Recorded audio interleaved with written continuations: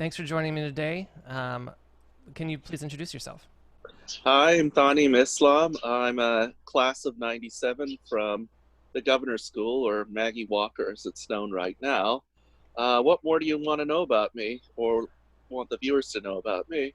Just give us a quick update about everything that you've been up to, as much as you can kind of pack that down into like 2 minutes since you've graduated. All right. I went to college at Caltech, did my master's at MIT, then went to University of Virginia. And for the past 12 plus years now, I've been in the Bay Area. First working at NASA Ames, and now I'm a staff scientist at Lawrence Livermore National Labs for the past 9 plus years at this point in time. I have a house in California, I guess, which is probably my bigger accomplishment, especially in the Bay Area. Absolutely. And I also do a lot of hobby Python programming in my free time. Very cool. Do you do Python programming in your job today too? Oh yeah, all the time. It's basically I spend most of the lines of text, maybe 80% of the lines of text correspond to Python programming at this point, and it's like 65, 75% of my time at work too is Python programming, data analysis with Python. And so, give us a rough sense of what you do on an average day, like the kind of problems you're trying to solve. Well, it's mostly this simulation ran. It's fairly complicated. It's got very complicated structure to it, and so I have to start with visualizing it in a tool called Visit, which is designed to visually represent, a physical problem that can take, uh, you know, 200 processors to. It's so big in memory that it needs 200 processors to load up. The nice thing about Visit is it's designed for that. So I use that to figure out, okay, these are the main features, and then I have my own tooling, for instance, um, to get the data. It also in a parallel sense, it's made in Python to just basically reduce the data into something like pandas data frames or NumPy arrays, and then I do some of the analysis there, or a big chunk of the analysis there in Jupyter notebooks at this point in time. Mm-hmm. Others, writing up various presentations and papers. Others, I guess, one thing I've been working on are these exotic concepts in Monte Carlo particle transport. So those are different kinds of problems that I also look at. And that's basically the same thing. Gotcha. There, I actually wrote a lot of the tooling to analyze that in more detail. And uh, a bunch of, staff scientists and I guess code physicists or code developers are Mhm. starting to use that tool. So what is it that Those you're are the modeling or simulating? What kind of like at the high level? What are you trying to do? well, some of those are bombs underground. Others are what is it? I guess some weird kind of test problems in Monte Carlo transport to explore some interesting ideas of how to solve these kinds of difficult problems. So I think one is basically a critical assembly of a fissile pile, a critical fissile pile, emitting neutrons and gamma rays, through hundreds of meters of air and seeing what's registered on some kind of detector. The other is if your source is not aligned with the detector, down a long pipe, what exactly is the signal that your detector sees? And those are pretty interesting problems. And I've been working with one particular summer student to, develop the tools to analyze these kinds of problems. Yeah, that's long and short. This is, I guess, sort of a good practice for what I've got to put in my performance assessment this year. What did you do this year? Justify your Yes, job. what did I? Exactly. Gotcha.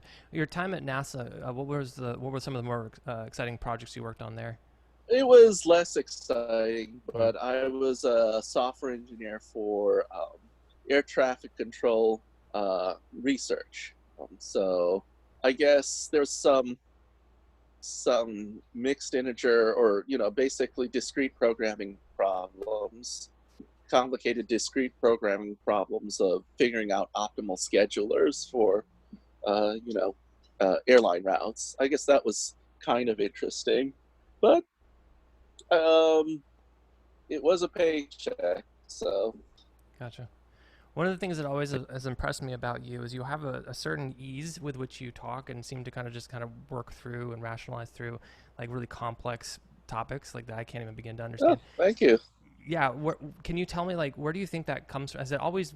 I'm sure it's never always been easy for you. Like, tell me a little bit about like how you kind of like got to where you are, the things that have been hard for you, and how you've kind of like pushed your way through them. What inspires Oh, you, or what do you would credit what that to? is what inspires me? Wow.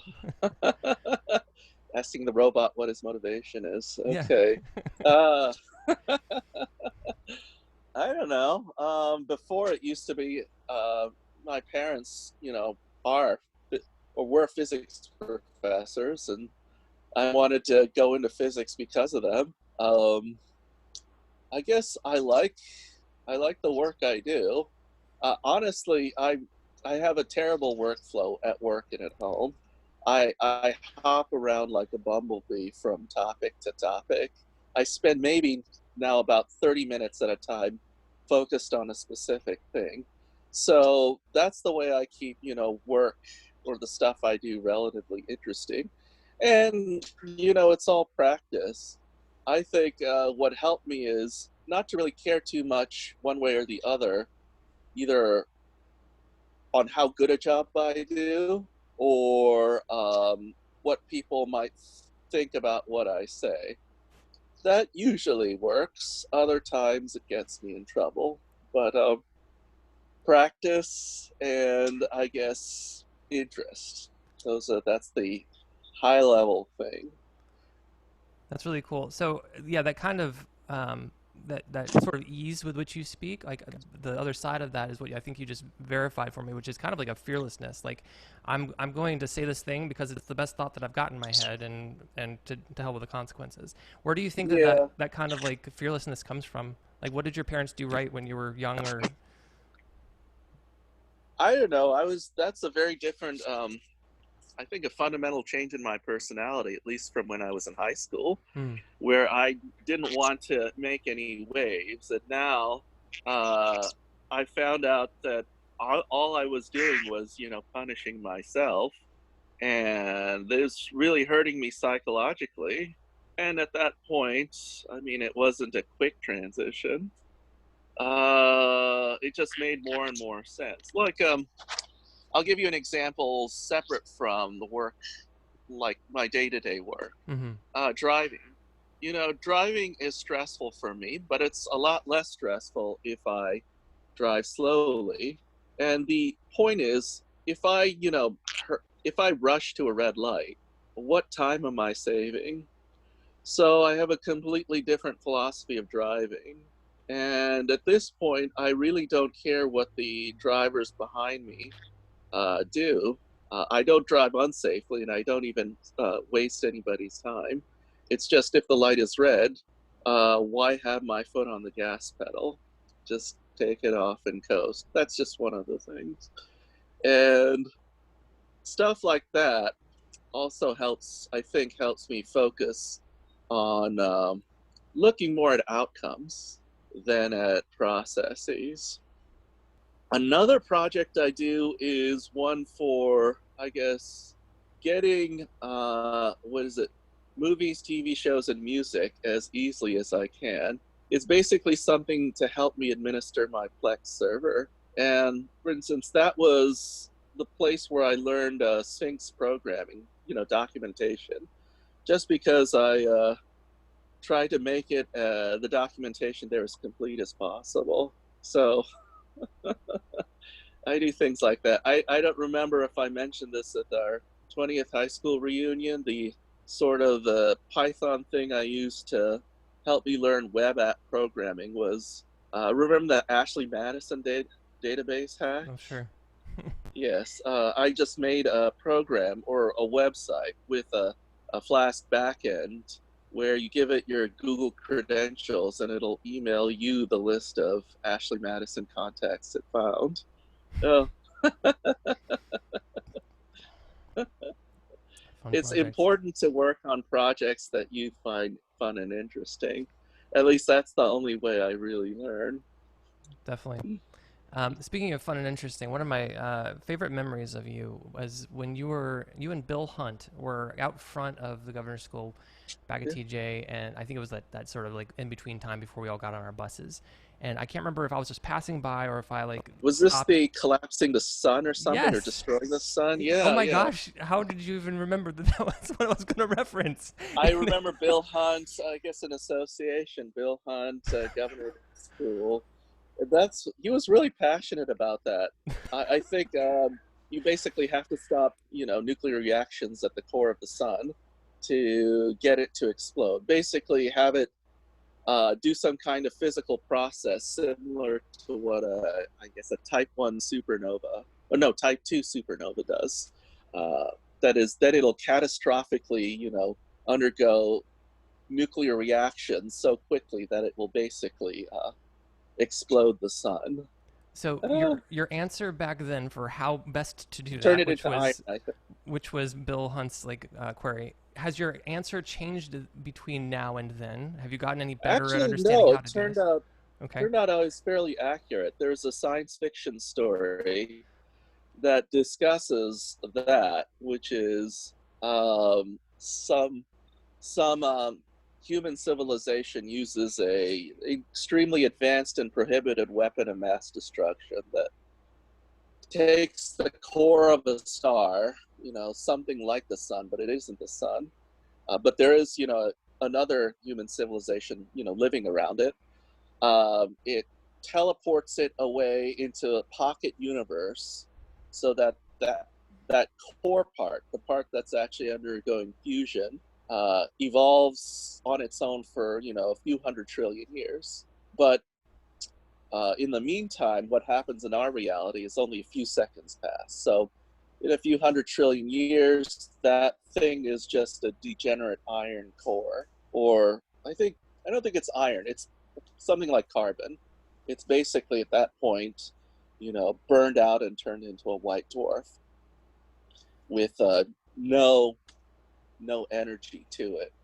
And then it's popped back in, and what happens is, the rest of the material just collapses inwards, compresses it, and since it's degenerate and not something like hydrogen, doesn't go back to fusing again.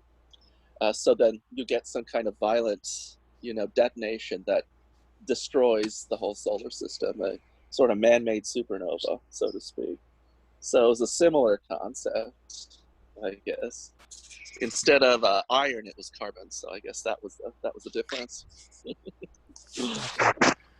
Gotcha. So in your mind, well, first off, are you a Rick and Morty fan? Yeah, yeah. I actually have all the episodes on my Plex server.